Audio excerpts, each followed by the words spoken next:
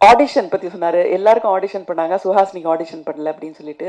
But எங்களுக்கும் ஆர்டிஸ்ட்டுக்கு ஒரு audition ஒன்று இருக்கும். எப்படின்னா, என்னோட 20களில் வந்து நிறையா லக்ஷ்மி அவர்களோட ரீமேக் படங்களை நான் நடிச்சிருக்கேன். சிறை பார்த்துருப்பீங்களா நிறைய பேர், அதோட தெலுங்கு வெர்ஷனில் நான் தான் ஆக்ட் பண்ணேன். சம்சாரம் அது மின்சாரம் அதோட தெலுங்கு வெர்ஷனில் நான் தான் ஆக்ட் பண்ணேன். அப்புறம் கன்னடத்தில் அவங்க இப்பனி கரிகித்துன்னு ஒரு படம் பண்ணாங்க, ரொம்ப ஃபேமஸ், அதோட தெலுங்கு வெர்ஷன்லேயும் நான் தான் ஆக்ட் பண்ணுவேன். ஸோ அதனால ஒருத்தர் கதை சொல்ல வரும்போது ரீமேக்குன்னு சொன்னால் யூஸ்வலி இன்ட்ரெஸ்ட் இருக்காது. இது லக்ஷ்மி மேடம் பண்ணியிருக்காங்க தமிழ்லையோ இல்லை கன்னடாலேயோ அப்படின்னோடனே, ஓ அப்படியா, அப்போ நல்லாயிருக்கும் அப்படின்னு சொல்லிட்டு I use to get interested. Because ஒரு ஃபில்டர் அவங்களே பண்ணிட்டாங்க இல்லையா, அவங்க பண்ணிட்டாங்க. ஸோ அதனால நான் எனக்கு அந்த ஹோம்ஒர்க் இல்லை. அதே மாதிரி இந்த படத்தில் வந்து கோபி வந்து சொன்னார், இந்த எலைசாங்கிற கேரக்டருக்கு நாங்கள் லக்ஷ்மி தான் கேட்டோம். அவங்க வந்து வேறு வேலை இல்லை, 6 நாள் என்னை அமெரிக்காவை கூப்பிட்டு போய் என்னை கொலை பண்ணி திருப்பி அனுப்புறியா போ அப்படின்னு சொல்லி அனுப்பினாங்க அப்படின்னுட்டு. ஸோ அதனால அந்த எனக்கான ஸ்கிரிப்டோட ஆடிஷனை வந்து அவங்க ஏற்கனவே பண்ணிட்டாங்க. She'd already done it. So லக்ஷ்மிக்கு கொண்டு போகிற கேரக்டர் அப்படின்னா நிச்சயமாக it would have been a well written கேரக்டர்னு எனக்கு தெரியும். அதனால தான் லக்ஷ்மி மேடம் மேலே பாரத்தை போட்டுட்டு yes I will come to the US அப்படின்னு சொன்னேன். இப்போல்லாம் வந்து ஷூட்டிங்க்கு 12 பேர் எல்லாமே யாரும் போக மாட்டாங்க, நான் ஒருத்தி மட்டும் போனேன். அது பெரிய அட்வான்டேஜ் நினைக்கிறேன் உங்களுக்கு. ஏன்னா 12 பேர் போனால் சுஹாசினி × 12 க்ளோன்னு தொல்லை. அதனால சுஹாசினிங்கிற ஒரு தொல்லையை மட்டும் இவங்க வந்து சகிச்சிக்க வேண்டியிருந்தது. இன்ட்ரெஸ்டிங்காக இருந்தது இந்த ஷூட்டிங். எனக்கு எல்லா சீனுமே ஸ்ருதி ஹரிஹரனோட தான். வழக்கமாக ஹீரோயின்லாம் எப்படின்னா கேரவானில் இருப்பாங்க, ஜஸ்ட்டு ஷார்ட்டுக்கு வந்துட்டு டைலாக் பேசிட்டு போயிடுவாங்க, ப்ராம்ப்டிங் இருக்கும், அப்படியே சொல்லிட்டு போயிடுவாங்க. சில சமயம் ரிஹர்ஸ் பண்ணுவாங்க.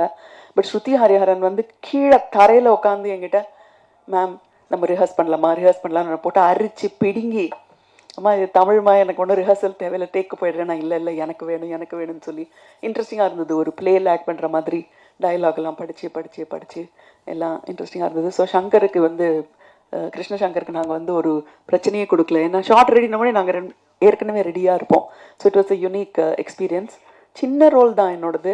ஸோ அதனால் என்னோட வேலை வந்து சுற்றி என்ன நடக்குது அப்படிங்கிறத பார்க்குறது தான். இங்கே இருக்கிறவங்க எல்லாம் வந்து ஃபேமிலி பீப்புள் தான். சினிமா ஷூட்டிங் ஒரு நாளைக்கு அப்படிங்கிறது, உங்கள் பொண்ணோட கல்யாணம் அப்போ என்ன கலாட்டா நடக்குமோ அதெல்லாம் ஷூட்டிங்கோட ஒரு நாள் நடக்கும்.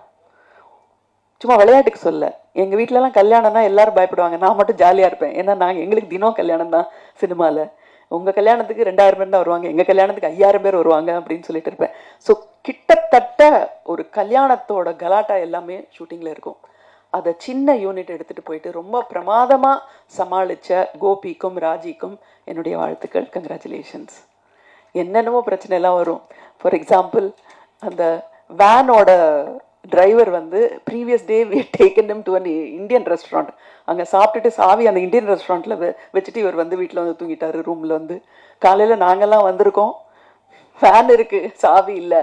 டைரக்டர் போய் அந்த ரெஸ்டாரண்ட்டை திறந்து அந்த சாவியை எடுத்துகிட்டு வந்து அந்த வேன் திறந்ததுக்கு அப்புறம் தான் எங்களுக்கு லைட் வந்தது. இந்த மாதிரி நம்ம கண்ணில் தெரியாத நிறைய பிரச்சனைகள் இருக்கும்.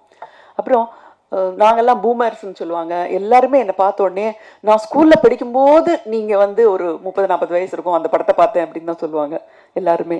ஆனால் இந்த வயசோட அட்வான்டேஜ் என்ன அப்படிங்கிறத அமெரிக்காவில் ஷூட்டிங்கில் தான் நான் பார்த்தேன்.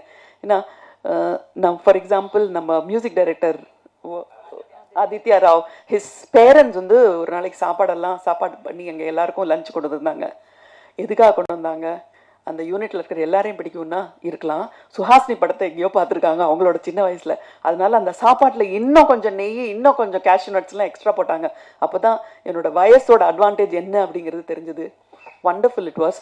And great choice of Aravind Krishna as a cinematographer. Because எல்லாரும் நியூ கமர்ஸாக இருக்கும்போது ஒரு ஸ்ட்ரிக்டாக ஒரு வார்டன் மாதிரி ஒருத்தர் எல்லாரையும் லகான் வச்சு கண்ட்ரோல் பண்ணுறதுக்கு ஒரு சினிமா தெரிஞ்சு at the same time physically ஆக்டிவாக இருக்கிற ஒரு சினிமாட்டோகிராஃபரை சூஸ் பண்ணது வந்து I think it was really like a drum card. ஆனால் அவர் வந்து இந்த அமெரிக்கன் யங் யூனிட்டோட ஒர்க் பண்ணும்போது ரொம்ப அந்த டிஃப்ரென்ஸ் பிட்வீன் தட் ஜெனரேஷன் வந்து ரொம்ப ரொம்ப தமாஷாக இருந்தது. இந்தியாவில் இருக்கிற நம்ம எல்லாருமே என்னதான் இருந்தாலும் தொழில்னு அப்படின்னு வந்துடுறப்போ அந்த ஒரு பக்தின்னு இருக்கும். அந்த தொழில் பக்தி அங்கெல்லாம் யாருக்கும் கிடையாது. வந்தோமா, வேலையை பார்த்தோமா, போயிட்டே இருப்போமா. முக்கியமான டெத் சீட்டில் நாங்கள் கஷ்டப்பட்டு டைலாக் பேசிட்டு இருக்கும்போது ஒரு அமெரிக்கன் இன்னொரு அமெரிக்கன்ட்ட, did you go for that weekend trekking to the mountain அப்படின்னு அவங்க 2 பேரும் அவங்களுக்குள்ள இன்ட்ரெஸ்டிங்காக இருக்கிற விஷயத்தை ஏதோ பேசிட்டு இருக்காங்க. என்னையா இது, நாங்கள் வந்து தொழிலே தெய்வம்னு இருக்கோம், நடுவில் நீ ஹாலிடேக்கு போனப்போ வீக்கெண்ட் போனதெல்லாம் பற்றி பேசியிருக்கேன். பட் எல்லாம் பொறுமையாக இருந்து ஒரு நாளைக்கு சிங்கம் சிதறி வெடிச்சுது. நம்ம சினிமாட்டோகிராஃபர் சைலன்ஸ்னு ஒரு வார்த்தை சொன்னோடனே எல்லாரும் என்ன பண்ணாங்க, அப்படியே குவைட் ஆகி கொஞ்ச நேரம் வேலை பார்க்காம இருந்துட்டாங்க. சைலன்ஸ்னது வாயத்தான் மூட சொன்னோம், வேலையை மூட சொல்லலையா அப்படின்ட்டு. அதுக்கப்புறம் போய் டைரக்டரும் கோபியும் போய் அவங்கள்ட்ட கெஞ்சி கூத்தாடி கூட்டிகிட்டு வந்தது. ஸோ அதனால் வெளிநாட்டில் ஷூட் பண்ணுறது அப்படிங்கிறது ஈஸியாக கிடையாது, ரொம்ப ரொம்ப ரொம்ப ரொம்ப கஷ்டம். எங்களெல்லாம் கொஞ்சம் வந்து பிக்கப் பண்ணணும், ட்ராப் பண்ணணும், இந்த வீட்டில் ஒரு ஷூட்டிங் நடக்கும், அவங்க they should allow for the shooting எல்லாம். இதெல்லாம் மீறி 23 டேஸில் இந்த படத்தை முடித்தது வந்து I think it's amazing. So இந்த படத்தை நீங்கள் எப்படி ஆடியன்ஸாக பார்த்து சந்தோஷப்பட போகிறீங்களோ அதே மாதிரி இந்த ஷூட்டிங்கை நான் வந்து ஒரு ஸ்பெக்டேட்டராக பார்த்தேன். நான் இருந்த ஒரு 6 நாள் amazing job that they did. And Prakash, congratulations for pulling it off. Because ஒரு ப்ரொடியூசரே ஒரு ஆக்டராக இருக்கும்போது நமக்கு வேறு ஏதோ ஒரு தோணும், ஆஹா இவர் வந்து தன்னுடைய திறமையை காட்டுறதுக்காக படம் எடுத்துருக்காரு. கிடையவே கிடையாது. ஃபஸ்ட்டு 10 நாள் அவர், நான் பார்த்த ஷூட்டிங் வரைக்கும் அவருக்கு ஆக்ட் பண்ணுறதுக்கு கேமரா முன்னாடி போகிறதுக்கு சான்ஸே இல்லை. அவர் வந்து கிட்டத்தட்ட ப்ரொடக்ஷனில் 6வது அசிஸ்டன்ட் மாதிரி இங்கே அங்கேயும் ஓடிட்டு இருந்தார். எல்லா வேலையும் அவரே பாடிட்டு இருந்தார். நம்ம ஊர்லலாம் ப்ரொடியூசர் தான் சேர் போட்டு ஜாலியாக உட்காந்து எல்லாரையும் விரட்டலாம், அங்கே அப்படி இல்லை, அவரை தான் எல்லாரும் விரட்டிட்டு இருந்தாங்க.